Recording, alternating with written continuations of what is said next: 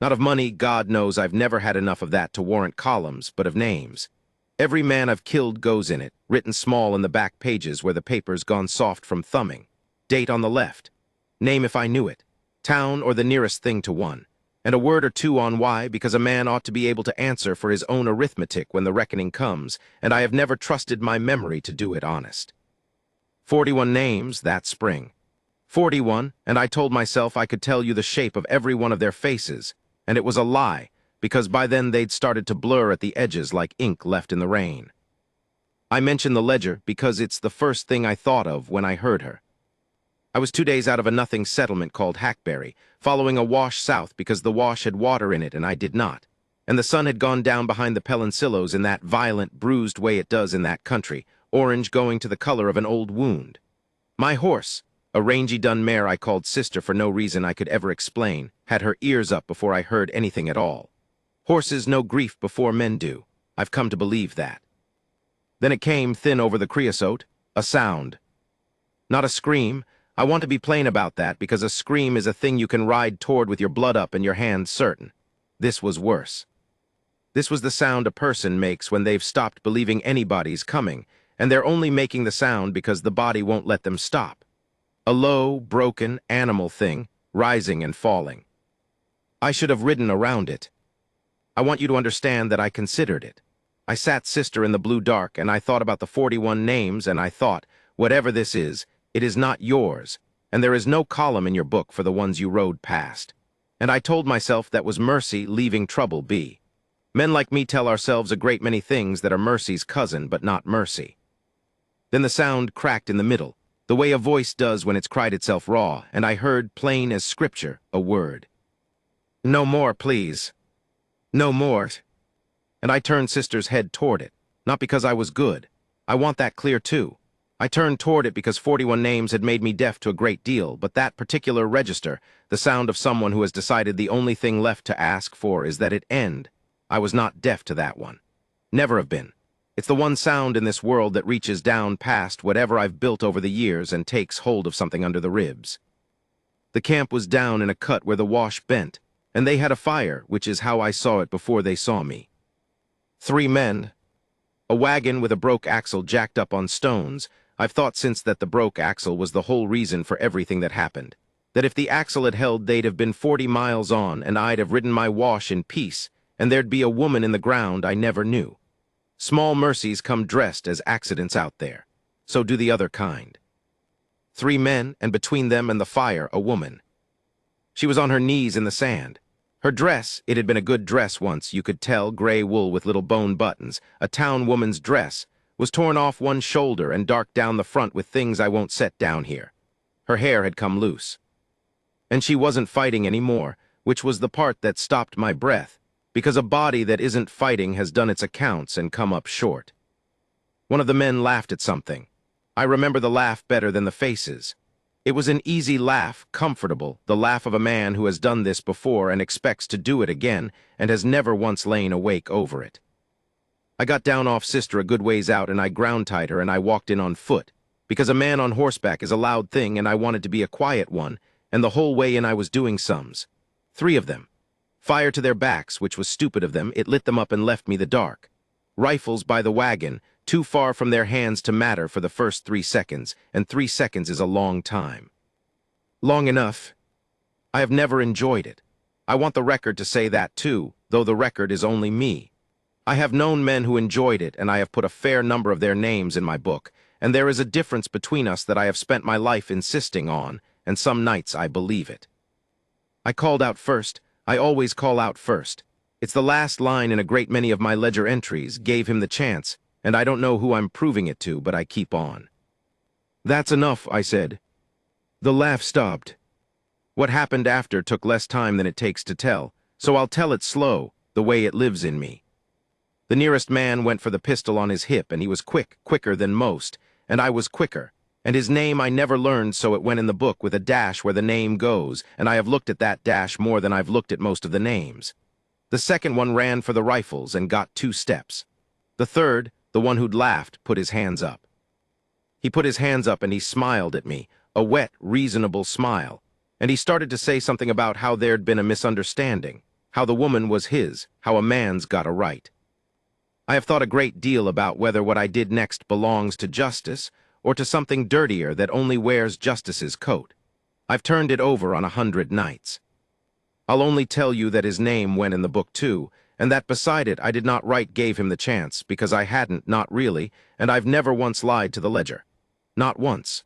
It's the only thing in my life I've kept clean. Then it was quiet, except for the fire and except for her. She had not moved. She was still on her knees, and she'd pulled the torn shoulder of her dress up with one hand and clamped it there, and she was looking at me across the fire with the worst eyes I have ever seen on a living person. Not gratitude. I'd braced for gratitude, and I don't know how to carry it, but this wasn't that. This was terror of a fresh and specific kind, the terror of a body that has learned every stranger is only the next thing that happens to it. "It's done," I said. My voice came out rougher than I meant. "They're done. I won't touch you." She flinched anyway, a touch. I sat down, slow, keeping my hands where she could see them, and I sat down in the sand a good 10 feet off, farther than a man could lunge, and I took my hat off, which I don't know why except that a hatless man is a smaller, softer sort of thing, and I have found it eases people some. "I've got water," I said.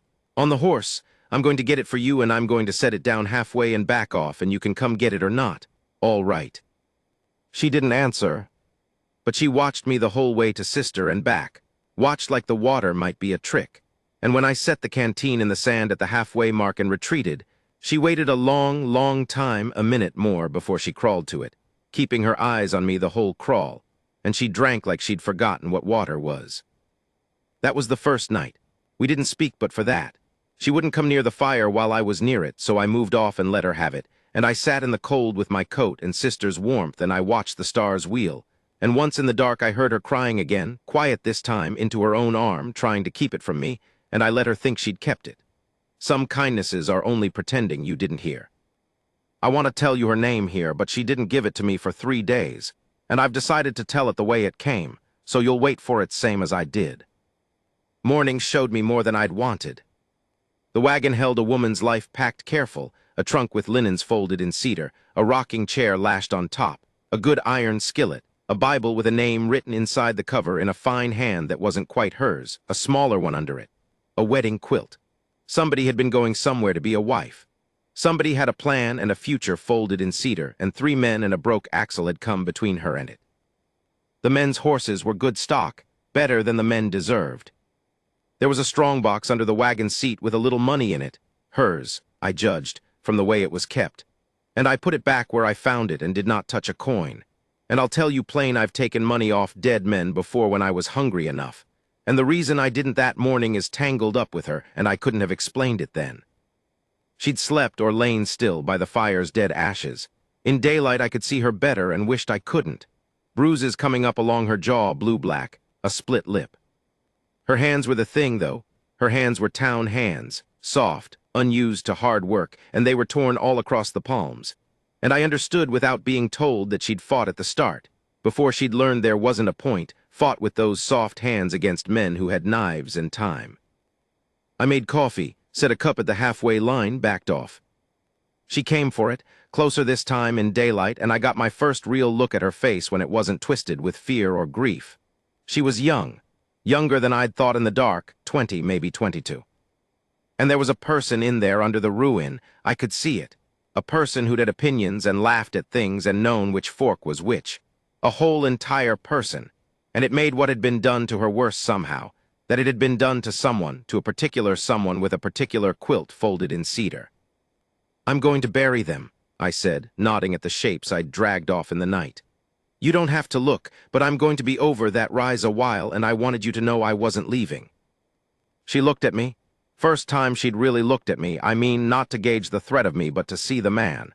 And she said in a voice like a rusted hinge, the first full thing she'd said to me. "Why?" Just the one word, not even a question quite. An accusation, near enough. "Why what?" I said. "Why'd you stop?" Her jaw worked. "You could have rode on, everybody rides on." And I didn't have a clean answer, so I gave her the true one, which is often not clean. "Because I heard you," I said, "and I know that sound." Something moved behind her eyes. She looked away, out at the flat country going gold in the sun, and she was quiet so long I thought that was the end of it. Then she said, so soft I near missed it, "You should have rode on." "Maybe," I said. "No," she turned back, and there was heat in it now, the first heat I'd seen, and heat is life. Heat is better than the emptiness, so a part of me was glad even as she aimed it at me. "Not maybe. You don't know what you—" She stopped, pressed her torn hand flat against her chest like she could hold something in. I'm not something to save. You wasted it. Whatever you spent back there," she meant the men, meant the killing, "you wasted it on the wrong thing. You should have kept it for somebody clean." I have turned that word over more than any word she said to me. Clean. Like a person could be dirtied by what another person did to them. Like the shame runs downhill from the one who does the harm to the one it's done to, which is exactly backwards, which is the world's oldest and cruelest lie. And she'd swallowed it whole because everybody around her had been feeding it to her since long before those three men. I'd have bet my saddle on it. "I've got a book," I said. She blinked. Whatever she'd braced for, it wasn't that. "In my saddlebag, ledger, I write down every man I've killed, 41 before last night, 44 now." I said the number flat. I wanted her to have it flat without dressing. "I keep it because I don't ever want to get comfortable with it. So don't you tell me about wasting and spending and what I ought to have kept for somebody clean. I know exactly what I spent last night, and I know exactly what it cost, and I'd have spent it for anybody making that sound. And there is not one thing about you that's the wrong thing." She stared at me. Then she started to cry, not the raw, broken sound from the night, but a different kind, quieter and somehow harder to watch. Tears just running down over the bruises while her face stayed almost still, like the crying was happening to her from somewhere far off, and she was only the place it landed. "You don't know me," she whispered. "No," I agreed, "but I've got time." I went and buried the three men over the rise. Dug the holes deep, because coyotes and because, I don't know, because even for men like that I've never learned to leave the work half done. And the whole time I dug I thought about the word clean, and about my ledger, and about how the two of us had come to the same wilderness by different roads carrying the same freight, which is the belief that we are past saving, that the arithmetic of what we've done and what's been done to us has already come out red, and there's no adding a column that changes it. The difference between us, I saw it standing there with the shovel, is that I'd made a kind of peace with mine by turning it into a ritual. A book, a tally, a cold, honest column, and she'd had no book, no ritual, nothing to hold the shame in shape, so it had gotten loose in her and filled up all the space where the person used to be. I finished the holes. I said no words over them, because I hadn't any to spare that they'd earned. When I came back over the rise, she was gone. For one long, sick moment, I thought she'd walked off into that country to die, which people do, which I've seen, and my heart went down through the ground. Then I saw her down at the wash where a little water stood in a rock basin, and she was on her knees at the edge of it, and she was scrubbing. Her hands, her arms, her face. Scrubbing with sand and water, hard, too hard, the way you'd scrub a pot that had burned. And I understood what she was trying to wash off, and I understood that it would not come off no matter how she scrubbed because it had never been on her skin in the first place. It was in the place a person keeps themselves, and there's no water reaches there. I didn't stop her. You can't stop that with words or with a hand. A hand would have been the worst thing. So I sat down a ways off on a rock and I took out my ledger and I did the entries, right there where she could see me if she looked. The three from the night before, and I did them slow and plain, and I don't know if she watched, but I did it like she was watching. 2 names I never learned, 2 dashes. And the third, the one who laughed, I wrote what he'd done, small and honest, and beside it I wrote the truth. Did not give him the chance.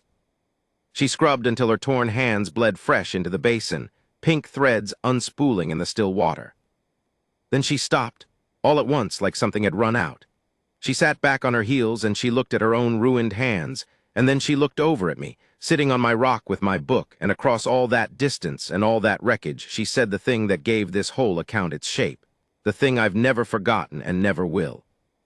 "It won't come off." "No," I said, "it won't, because it was never yours to come off." She didn't understand me. Not yet. I could see she didn't. But she filed it somewhere. I watched her file it. The way you keep a coin from a country you've never been to, not knowing if it's worth anything, keeping it anyway. Her name was Della. She told me that night, finally, small and grudging across the fire she'd at last let me share. and she told me she'd been going to Silver City to marry a man she'd met by letters. A decent man, a widower with a store. And the letters were in the trunk, and she couldn't burn them, and she couldn't send them, and she couldn't imagine now walking into that store with these bruises and these hands, and letting a decent man see what she'd become on the road to him. "He'll take one look," she said, "and he'll know." "Know what?" "That I'm," and there it was again, the word, and this time she couldn't even say it, just gestured at herself, all of herself, the whole ruined length of her. "You know what?" I fed a stick to the fire. Sister blew softly in the dark beyond us. Somewhere far off a coyote asked its one question of the night and got no answer, same as always. "I'll tell you what I know," I said. "I know a broke axle stopped you where 3 bad men happened to be. That's all I know. That's all that happened, Della. A broke axle and 3 men hooray in the ground now. There's no line of it that leads to you being dirty. You keep trying to read the story so you come out the guilty one, and I've read a lot of hard ledgers, and yours doesn't add up the way you keep insisting it does." She looked at me for a long time. "You talk like a preacher," she said finally, and there was, I swear it, the very faint, cracked ghost of something that in a whole person would have been humor. First light of it, buried under everything but there. "I've shot 2 preachers," I said. "It's in the book, don't hold it against me." And she laughed. It was an awful sound, honestly, rusty, painful, half a sob, a laugh that hadn't been used in so long it had gone stiff in the joints. But it was a laugh, and it surprised her more than it surprised me. She put her hand over her mouth like she'd done something forbidden, like laughter was another thing she wasn't clean enough to be allowed. "It's all right," I said. "You're allowed." Her eyes filled again, over the top of her hand. "I don't know how to be a person anymore," she whispered through her fingers. "I don't know how to go be somebody's wife. I don't know how to walk into that store. I don't know how to do anything but—" She stopped. "I keep thinking it'd be easier to just—" She didn't finish. She didn't have to. I'd heard that unfinished sentence from a lot of mouths, my own among them, on a certain kind of night. I looked at her across the fire, this town woman with the torn hands and the quilt folded in cedar, and the decent man waiting at the end of a road she no longer believed she could walk. And I made a decision that I could not have justified to anyone, that had no profit in it, that would cost me weeks and maybe more, that went in no ledger because it wasn't a killing, though it changed my life as much as any of the 44. "Silver City's 9 days on," I said. "That axle's fixable. I've done wagon work. I'll take you the rest of the way." "Why," she said again, that word, her word the way names were mine. And this time I gave her the answer I'd only half understood at the wash, the answer I'd been circling my whole life without landing on it.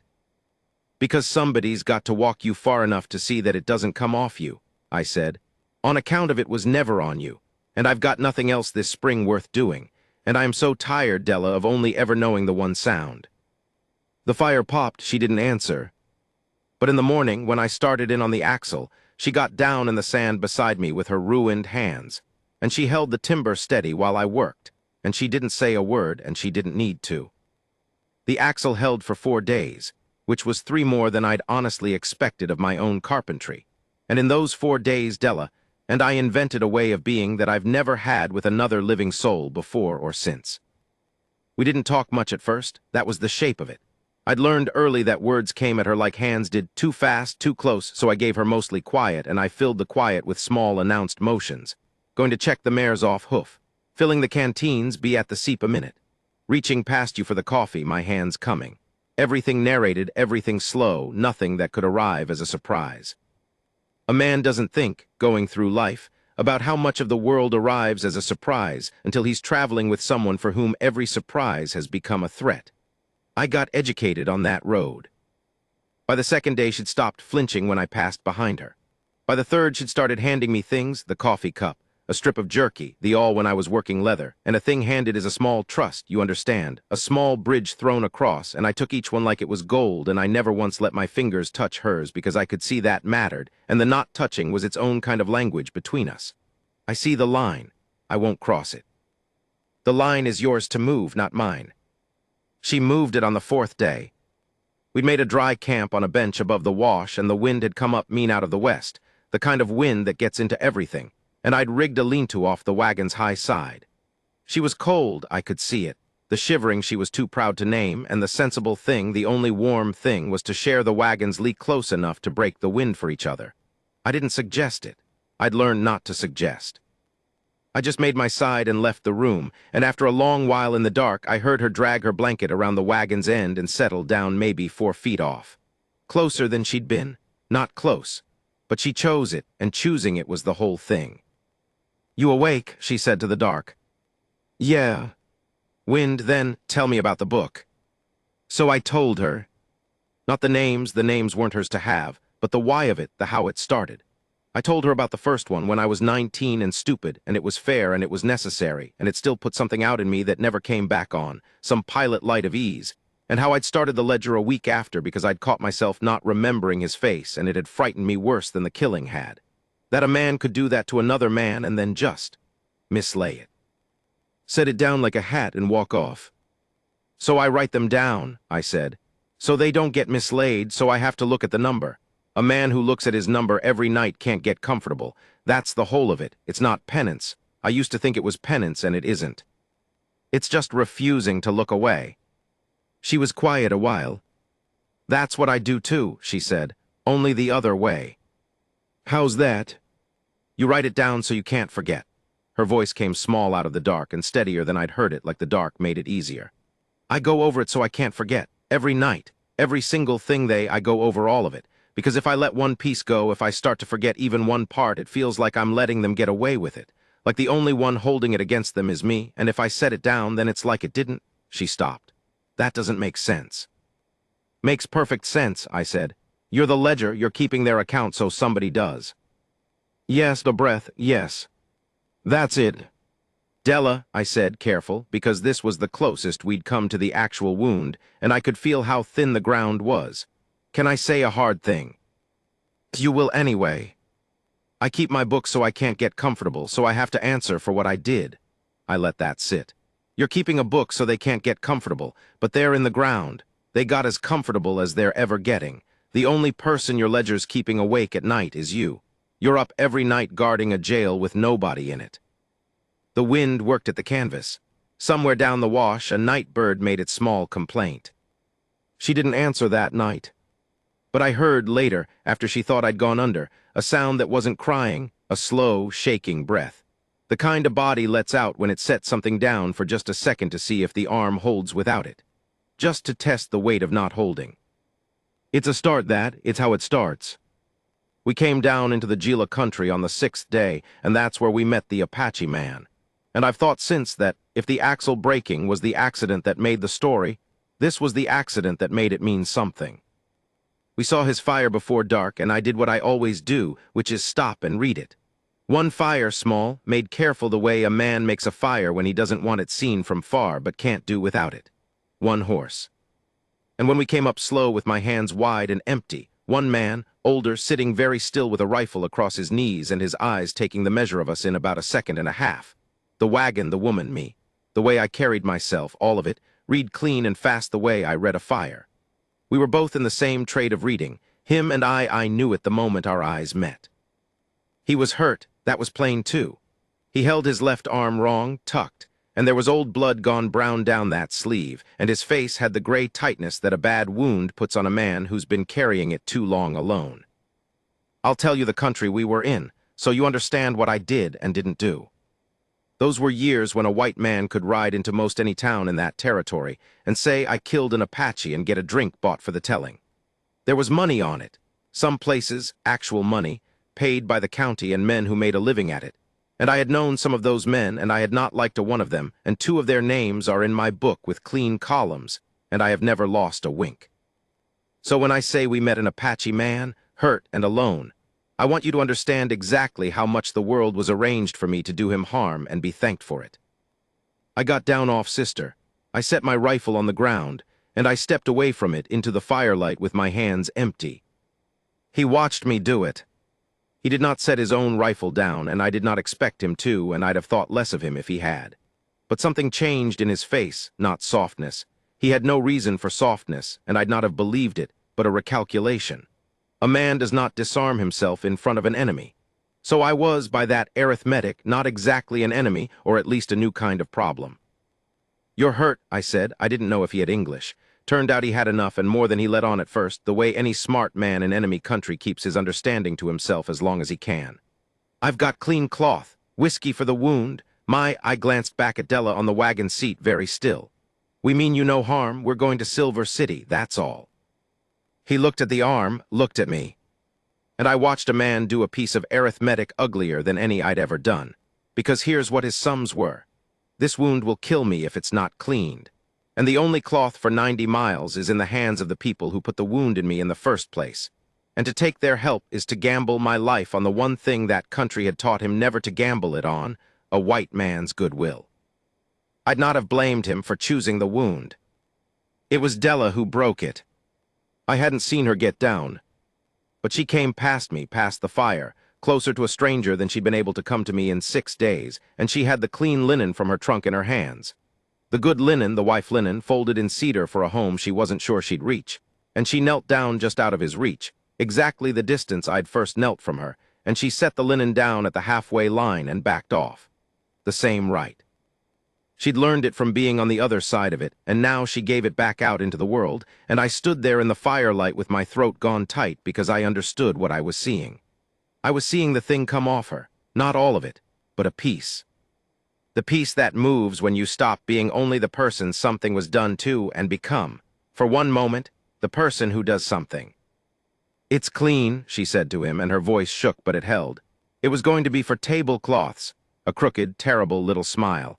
"I don't much feel like setting a fine table these days." The old man looked at the linen.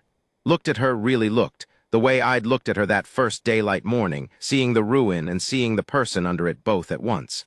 And whatever he saw, it decided him. He let us clean the wound. It was a bad one, a graze gone septic along the ribs and the arm both, and I poured the whiskey in and he took it without a sound, jaw set, eyes fixed on the middle distance. And Della held the lamp and passed me the cloth and did not once look away from the ugliness of it, and I thought, there she is.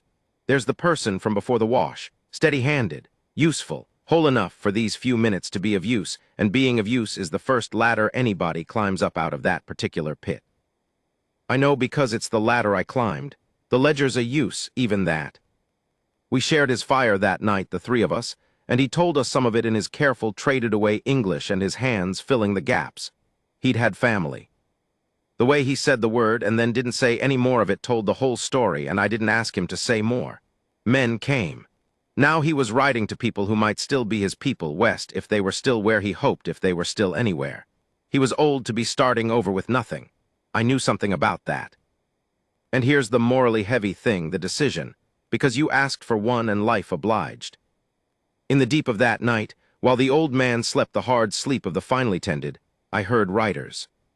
4 of them coming slow along the wash, and I knew the type before I could see them, you always know, and when they came into the edge of our firelight they were exactly the type, hard men, well mounted, and I saw the tin star on the lead one's coat, and I understood we had crossed paths with a bounty party.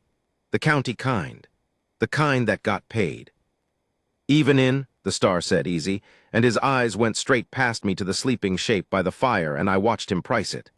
I watched a human life get a dollar figure hung on it right there in front of me. That what I think it is. Here were my sums, and I did them fast, the way I do. 4 of them, Della in the wagon, an old wounded man asleep and trusting under my fire. And a lie, ready-made, sitting right there for the taking, found him hurt. Was going to bring him in myself, split you fair. A lie that would send them off happy and leave me clean in every eye that mattered in that country, and cost me nothing but a man who was nothing to me 6 hours ago. I have made my living on fast sums, and I want to tell you I didn't even have to do this one, that it was easy, that my goodness leapt up clean and certain, but I've never lied to the ledger and I won't start lying to you. It wasn't easy. For about 2 seconds I felt the whole weight of that country pulling me toward the easy thing, the paid thing, the thing everyone I'd ever known would have called sense. 2 seconds where a man's whole self hangs in the balance, and he finds out what he actually is instead of what he tells himself. He is on the nights when nothing's asked of him. Then I thought of the linen at the halfway line, and Della's shaking voice, "It's clean." And I thought, I have 44 names, and every one of them I can stand to look at because every one of them I can answer for. And this would be 45 I couldn't. This one wouldn't go in the book because there'd be no gunfight to it. But it'd go in the other book, The one a man can't help but keep. The one with no pages you can point to, but every entry legible in the dark at 3 in the morning for the rest of your natural life. You think wrong, I said. That's my guide, hired him in Hackberry. He's taking us through to Silver City, and I mean to see he gets there and gets paid. The star looked at me a long moment. Funny-looking guide. I'm a funny-looking employer, I said. Been a long trip. It hung there. 4 of them, one of me, and Della somewhere behind me in the dark of the wagon, and I did not reach for my gun, and I did not reach for it. I just stood in that particular stillness that men in my trade learn, the stillness that says I would very much rather not, and I am entirely ready to, both at once, and lets the other man do the math. He did the math. 4 to 1 is good odds until you look close at the one, and he looked close, and whatever he saw in me, some tally of it in how I stood, he decided the paperwork wasn't worth it that night. Long way to Silver City, he said, which was a threat and a farewell both, and they went. And I stood listening until the sound of them was gone all the way down the wash, and then a while longer, because that kind doesn't always leave when they leave. When I turned back, the old man was awake. Had been the whole time, I'd have bet. A man doesn't survive to be old in that country by sleeping through riders. His eyes met mine across the low fire, and there was something in them I didn't have a word for and still don't. Some acknowledgement passing between 2 men who have each just watched the other be more than the country made them. And he gave me the smallest incline of his head, and I gave it back, and that was the entire conversation, and it was plenty. He was gone before dawn. Left the borrowed linen folded clean by the ashes, which I hadn't expected, and laid across it a small thing, a knife old, the horn handle worn smooth by a hand that had carried it a lifetime, worth more to him than anything we'd given, which is exactly why he gave it. I understood that, too. Some debts you pay with the thing you can least spare or you haven't paid them. I gave the knife to Della. He'd have wanted the woman to have it, I said, which I'd made up. I had no idea what he wanted, but it felt true, and some true things you have to make up. For the road. She held it in both her torn hands, both healing now, the palms scabbed and closing, and she looked at it a long time. He didn't care, she said wonderingly. Did he? About, she gestured at herself, the old gesture, but slower now, like the word behind it had started to lose some of its grip. He didn't look at me like. No, I said. He looked at you like the person who brought the linen. She pressed the knife against her chest, over the heart, the way she'd once pressed her whole flat hand there to hold something in, but she wasn't holding anything in this time. She was holding something to her. I keep waiting to feel clean, she said quietly out at the brightening country. You keep saying it was never on me, and I hear you up here. She touched her temple. I hear you, and part of me even thinks you're right. But down here, the knife, the heart, it's still there. It didn't come off with the water, and it didn't come off with your talking, and I don't know what makes it come off, if anything does. And I gave her the truest thing I had, which I'd learned from 44 names and 1 ledger, and a long life of not looking away. Maybe nothing makes it come off all at once, I said. Maybe it's not a stain, Della, maybe it's a weight, and a weight doesn't come off. A weight, I hunted for it.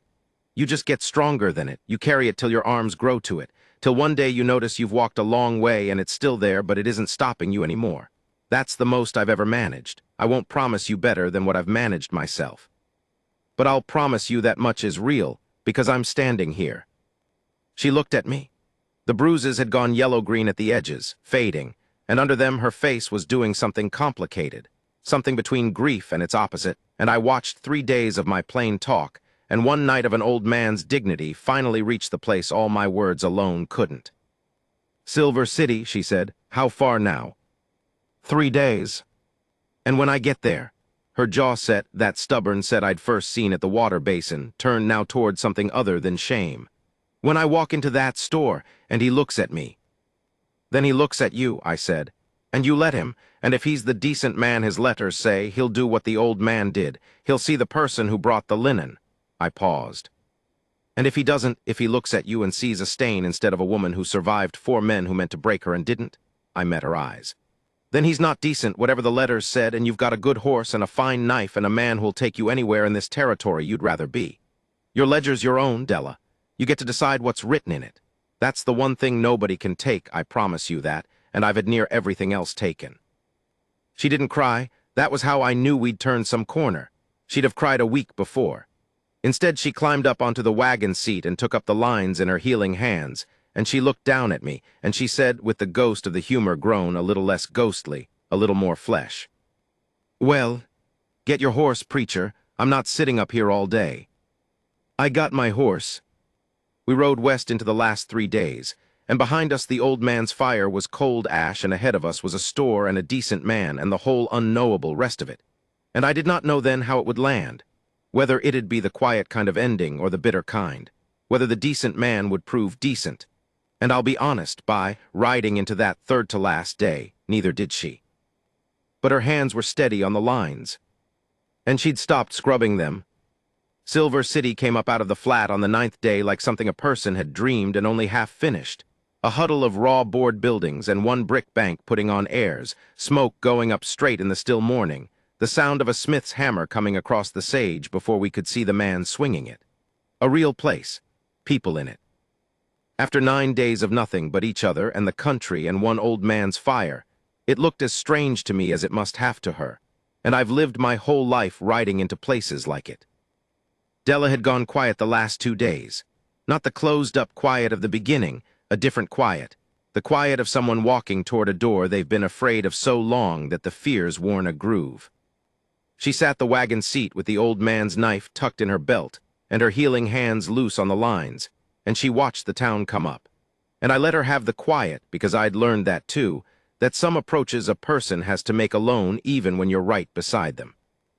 We stopped on the edge of it, by the corral where the road became a street. "That'll be Harlan's," she said, first words in a while. She was looking at a store down the way, a good frame building, false-fronted, a painted sign I couldn't read from that distance, but she could, or she knew it by heart from the letters. "The dry goods. He wrote it had a green door. His late wife painted it." She swallowed. "Green door." I could see it, green, faded, but green. "Well," I said. "Well," she said. And then she didn't move. Sat there with the lines in her hands and the green door 30 yards off and 9 days and 4 dead men and a whole territory behind her. And she couldn't make the last 30 yards, and I understood, because 30 yards is nothing and 30 yards is the entire distance. It's always the last little bit that's made of iron. "He'll take one look," she said, very low, and it was the same words she'd said that first daylight morning by the fire, and I heard how far she'd come by how the words had changed under her even though they were the same words. That first time they'd been a stone she was drowning under. Now they were just a fear. A big one. But a fear a person can walk into is a different animal than a stone a person sinks under. "He might," I said. "Maybe he takes one look, and it's exactly as bad as you've been telling yourself for 9 days. I won't stand here and swear it won't be. I don't make promises I can't cover." She looked at me a little surprised, maybe. She'd expected comfort, I think, and I've never been much good at the soft kind. "But I'll tell you what I've watched happen these 9 days, I said. "I watched a woman who scrubbed her own hands till they bled because she believed she was filth. And I watched that same woman kneel down in front of a wounded stranger from a people this whole country's got a bounty on, and hand him the linen she'd folded for her own married table and call herself not fit to set a fine one. That's the woman who's going to walk through that green door, not the one from the wash. Her. And if Harlan can't see her," I shrugged, and I meant it all the way down, "then his eyes are bad and it's his loss and we'll ride on and find a place with better light." Her mouth did the crooked thing, not quite a smile, halfway to one. "You'd really do that," she said. "Just ride on, take me somewhere else like it was nothing." "I've got nothing else this spring worth doing," I said. "Told you that at the start, it's still true." She looked down at her hands, turned them over. The palms had scabbed and mostly closed now, pink new skin coming in over the tears, and they'd be scarred. I could see they'd scar, faint lines across both palms she'd carry the rest of her life. She looked at them a long moment, and then she did something I didn't expect. She reached down off the wagon seat and she took my hand. First time she'd touched me, 9 days, first time her scarred palm against mine. And she held it hard just for a second, and it wasn't anything but what it was. 2 people who'd come a long way together saying a thing hands can say that mouths can't.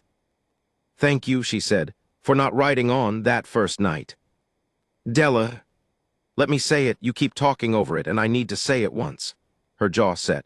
"You should have rode on, any sensible man would have, and you didn't, and I have spent 9 days being angry at you for it because it meant I had to keep going, and I'd about decided not to keep going back there. You know that.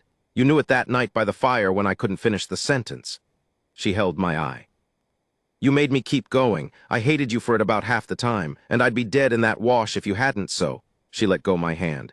So, thank you, there, done. I didn't have anything to put against that. So I just took my hat off, the way I had that first night, the hatless man's softness, and I gave her the only thing I had, which was a nod, and she took it, and that was the whole of it. Then she picked up the lines and drove the last 30 yards herself. I didn't go in with her. I want to be clear on why, because it wasn't cowardice and it wasn't tact, or not only. It was that a woman like Della walking through a green door to meet a man she'd promised herself to needed to walk through it as herself, whole on her own 2 feet, not delivered by an armed stranger like a parcel with a story attached. If I'd gone in, it would have been my story in the room. A gunfighter brought her. She needed it to be her story. So I hung back by the wagon and made a show of seeing to the horses, and I watched sidelong the way you watch a thing you can't help watching. She stopped at the green door. Her hand went up to her hair, the town woman gesture, fixing herself, an old habit from a life before the wash surfacing all on its own, and I took that as a good sign that the old habits were still in there. She squared her shoulders, and she went in. I waited. I'll tell you, those were a long few minutes, longer than the 4 dead men in their way. I found myself doing the thing I do, counting the boards in the store's false front, the panes in the window, the nails I could see in the hitching rail, my ledger mind reaching for numbers to stand on the way it always does when I can't do anything but wait. I got to 60-some nails, and I'd counted them twice when the green door opened again. A man came out. Middle years, spectacles, an apron, the soft look of a man who spent his life indoors among tidy shelves, and even from 30 yards I could see he was upset, agitated, wiping his hands on the apron over and over, and my heart went down through the ground because I thought, there it is. He took one look and it was as bad as she said, and now he's coming out to send her off, and I'll have to be there to catch her when she... He came straight at me, fast for a soft man. You, he said, you're the one who brought her. She said a man brought her. I am, I said, and I set my feet, because I did not yet know what kind of conversation this was going to be, and I've had every kind. And Harlan, the dry goods man, stopped in front of me, this soft indoor man with his spectacles fogging, and his face was working, and I braced. And then I saw that what I'd read as agitation from 30 yards was something else entirely up close. The man was crying, trying not to and failing, wiping at his eyes under the spectacles with the back of his hand. She told me, he said. She sat down and she told me all of it, everything that on the road, what those men, he couldn't say it either. Nobody in this story could ever say it, and I've come to think that's right, that some things oughtn't have easy words. She told me, and then she said she'd understand if she said I could put her on the coach back east and she'd not hold it against me that I hadn't bargained for, she said. He stopped, got hold of himself. And what he said next I have carried 9 years and will carry the rest. She stood in my store and apologized to me, he said, and his voice broke clean in half on it. For what was done to her, she apologized for it, like it was a thing she'd done wrong. Like she'd shown up damaged and owed me an accounting. He took his spectacles off and cleaned them on his apron with shaking hands, an indoor man's fidget, a thing to do with the hands so the face has a second to fix itself. And I recognized it. We've all got our ledgers, all got our nails to count. What kind of world, he said, teaches a woman to apologize for the harm that's done to her? This one, I said, this exact one. She's been apologizing for it the whole 9 days, to me, to a wounded Apache we met on the trail, to the water she washed in. It's the first thing they teach and the last thing that comes off. I looked at him, really looked, the way I'd learned to, seeing the man under the apron. You didn't send her east. Send her? He looked at me like I'd spoken in tongues. She survived 4 men and 9 days of desert, and she walked into my store. You think I'd? He put the spectacles back on. His eyes behind them were red, but they were steady now, and there was iron in the soft man after all. There usually is if you wait for it. My first wife went of the fever, and she was 3 days dying, and there was nothing I could do but hold the basin and watch. I know what it is to be helpless in front of somebody's suffering. I know exactly what it's worth, a person who'll sit in the room and not look away. He glanced back at the green door. She's in there, at the counter. Won't sit down, says she's not fit to sit on the good chair till she's washed proper. His jaw tightened. I'm going to spend however long it takes teaching that woman she's fit to sit anywhere she pleases. And I thought, there's the answer I couldn't give her by the fire. What makes it come off? Nothing I had, Not my talk, not the water, not even the old man's knife. But maybe this. Maybe a soft man in spectacles who knew the worth of not looking away, saying sit in the good chair every day for a year until she believed him. Maybe it comes off the way it went on, slow, from another person, one day at a time, in the opposite direction. She'll fight you on it, I said. The good chair, she'll fight you a long while. I've got a long while, Harlan said. I got back on sister. I didn't go in to say goodbye.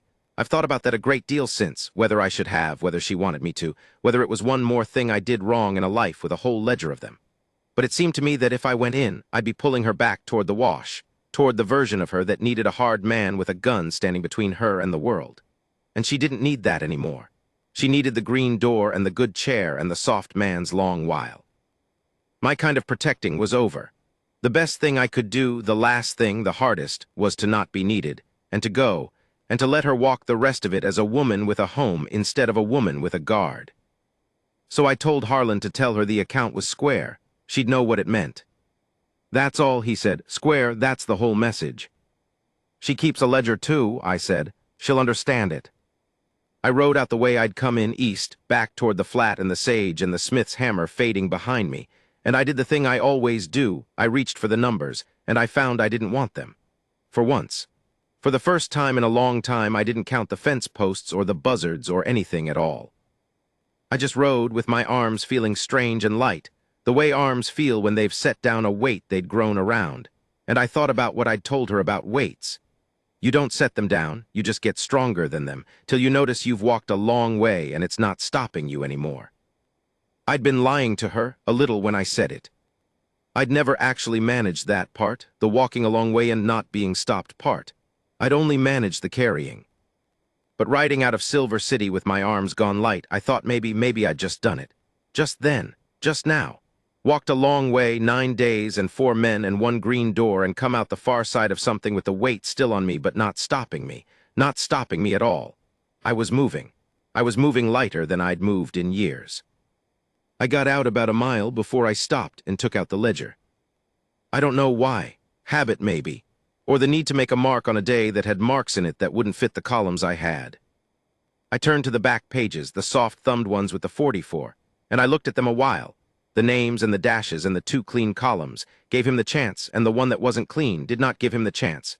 And I thought about how the whole book was a record of the times I'd stood between someone and the worst thing, and how not one of those 44 entries had ever once made me feel the way this did, this 9th day, this green door, this soft man saying I've got a long while. So I turned to the front of the book instead. The front, where I'd never written anything, because the ledger had only ever been for the dead. And I took my pencil, and at the very top of the first clean page, I started a new column, a different kind. I didn't have a heading for it yet.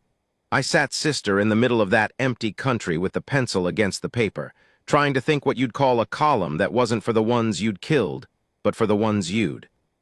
I couldn't find the word.